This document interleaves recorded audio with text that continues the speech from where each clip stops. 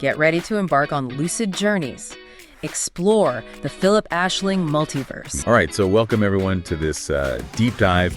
And today we're going to be talking about something pretty wild. Yeah. We're going to be jumping headfirst into Phillip Aisling's multiverse. Have you ever had that feeling that, like, maybe what we experience day to day, maybe that isn't the only show in town? Yeah. Like, there could be, like entire worlds, whole other realities kind of humming just beneath the surface of what we usually perceive. When we talk about lucid journeys, what are the big, recurring themes or ideas that we see in these excerpts? Well, one thing that really jumps out is this connection between dreams and the possibility of interdimensional travel. And I think one of the things that I found so compelling was this idea that dreaming, something we all do, Right. could actually be something really significant. Yeah, it's like a gateway to something bigger, something more. So join us as we journey through the lucid multiverse of Phillip Aisling, where dreams are more than just dreams. And one last thought for you. If our dreams are glimpses into other realities, what stories might be unfolding within us every night? That's something to think about. Yeah. Welcome to the deep dive. Today, we're venturing into that really fascinating space where sleep meets awareness. Mm-hmm. The world of dreams, but specifically that moment you kind of realize, hang on, I think I'm dreaming. That flicker of lucidity. Exactly. And you, our listener, actually sent over some really compelling material that digs right into this, exploring what's sometimes called the first gate of dreaming, drawing a lot from the Castaneda framework. Right, the art of dreaming that Yeah. lays out these specific stages. Yeah. So our goal today in this deep dive is to sort of unpack the key ideas around gaining that awareness in dreams. And what that might imply maybe about other aspects of ourselves, like Okay. this idea of an energy body. Exactly. And maybe some, initial pointers or techniques like looking at your hands that people associate with this. And we've got that great example from the text, Phillip Aisling's experience. We do a really vivid account of someone seemingly hitting that first threshold. Okay, let's get into it. It's really interesting, isn't it? How just thinking about being aware in a dream changes everything. Totally. It stops being just, random images playing out. Right. It suddenly has potential. It becomes a different kind of experience. The material you shared really highlights that shift, that move from passive dreaming to something, more active. Absolutely. And that example you mentioned, Phillip, he has these dreams that are incredibly vivid, right? Not just hazy memories. They feel solid. Real. He even says it himself, something like, even while I was dreaming, I could tell it was a dream, but still, it felt so real. And that's it, isn't it? That little spark, that awareness starting to bubble up. That's the core of this first gate idea we're exploring. That internal knowing, yeah. Yeah. Even if it's just for a second, it's like your conscious mind is sort of peeking through the curtain of the dream. Yeah, like a different part of you wakes up within the dream. And this brings us right to what the metaphysician figure in the text calls the first gate of dreaming. According to him, simply becoming aware that you're dreaming lucid dreaming, essentially that is the first big step. So it's not just a cool trick, it's seen as something more profound. Apparently so. It shifts dreams from being just, nightly brain noise into, and this is a big claim, glimpses into alternate instances of reality. Whoa, okay. Alternate realities, that's quite a leap. It is. And the metaphysician pushes it further. He suggests that in these lucid states, it's like your mind has broken free from your body and has temporarily passed into your body in an alternate world. Okay, mind broken free, passed into another body. Yeah. That definitely points towards something non-physical being active, right? It certainly starts nudging us that way, towards maybe an energy body or some subtle aspect of self. Right, because the text doesn't explicitly define energy body in detail, does it? It's more implied. Exactly. It's implied by this description of the mind or consciousness separating and having these experiences elsewhere. It suggests some part of you is doing the experiencing in that dream reality. So when the metaphysician talks about the mind moving into an alternate world, is that the energy body concept being hinted at, this non-physical part having the dream experience? I think that's a fair interpretation, yeah. The language points towards it. The idea of consciousness detaching and entering another realm fits very well with concepts of a subtle body, an energetic self that operates, beyond just the physical. And if we look at Phillip's actual dream experiences, it makes more sense. Yeah. like feeling weightless underwater. Or not needing to breathe. Right. Things his physical body just cannot do. It suggests a different operating system almost. Different rules apply in that state. Exactly. Those sensations, they underline that the experience isn't bound by physical limitations. It reinforces the idea that something else, something non-physical, is active. And then there's that other bit from the Metaphysician, the more esoteric part, about infinite flowing energy forming everything. Mm-hmm. And the assemblage point. Yeah, the assemblage point, like a focus point where this energy assembles reality. That's how I understood it. That's a good way to put it. Like a tuner dialing into a specific reality frequency. Okay. And the idea is, in dreams, maybe that point becomes looser, less fixed, allowing us to perceive other frequencies, other realities. That seems to be the concept. It suggests our perception isn't fixed, but a configuration.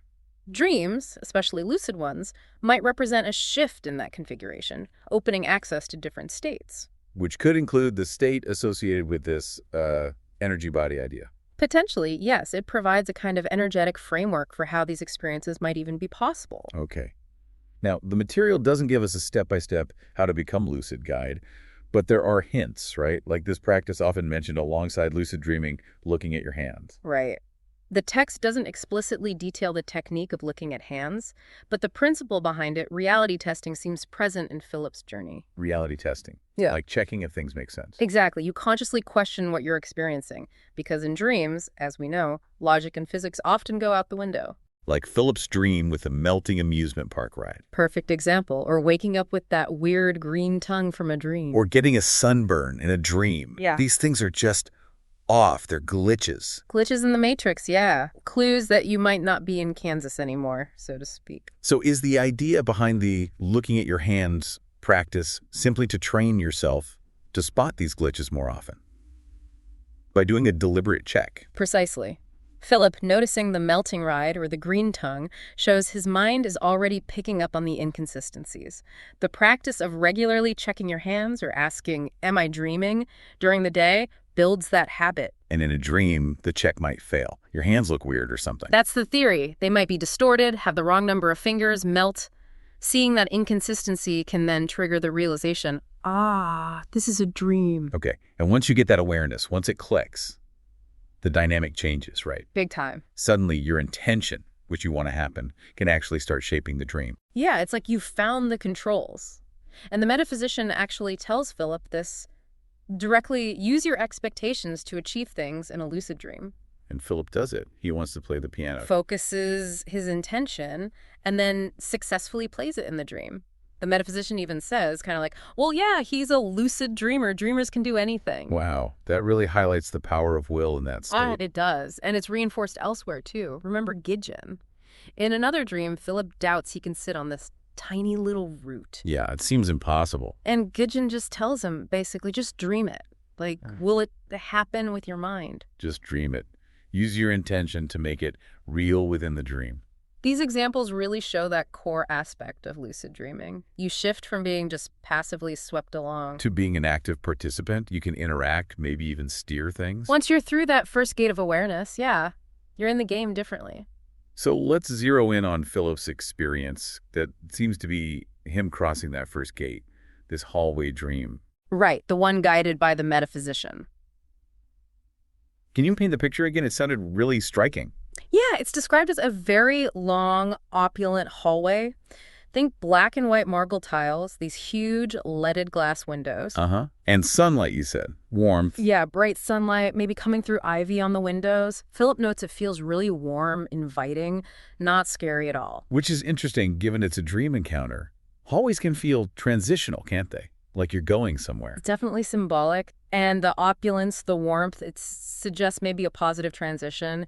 And crucially, Philip feels curiosity, not fear. Right. And then he hears a voice. Yes, a voice calls out, "I'm in the first door on the left, Philip. Come on in. We have a lot to talk about." Addressing him by name, that makes it very direct, very personal within the dream. Huge. And Philip, he doesn't hesitate. He's not scared. He just decides, okay, I'll check this out. So he opens the door. And finds this large, cozy room, blazing fireplace, tall bookshelves everywhere, and sees the silhouette of the metaphysician in an armchair. Okay, so this moment, being addressed by name, Consciously deciding to enter the room knowing he's in a dream and interacting anyway. That's the crossing. That signifies it, yes. He's not just having a dream, he's aware he's dreaming and consciously engaging with the dream figure and environment. That's the first gate. Recognizing the state and choosing to interact within it. It's a clear shift. Yeah. From passive experience to active, aware participation. This whole hallway sequence feels like the initiation into that. Absolutely. It sets the stage for everything that might come after, for actually exploring those alternate instances of reality the metaphysician mentioned. It's the start of his conscious dream journey. Okay, so let's try and wrap this up for our listener. The main takeaway seems to be becoming aware within the dream. That lucidity, that's the crucial first step, the first gate. Right. It fundamentally changes the nature of the experience. It opens a door to, well, potentially a much larger reality. And it hints that there might be more to us than just our physical bodies, touching on these ideas of, energy or subtle aspects of self. And it suggests that once we gain that awareness, our intention, our will, can actually start to influence these inner worlds. The material you shared really does push us to think differently about consciousness, doesn't it?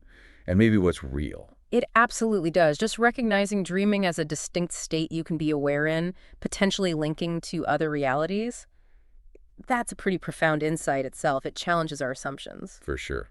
So maybe final thought for you, a listener, to chew on. Think about those alternate instances of reality. If dreams, especially lucid ones, are potentially glimpses into them, what could that really mean about consciousness itself?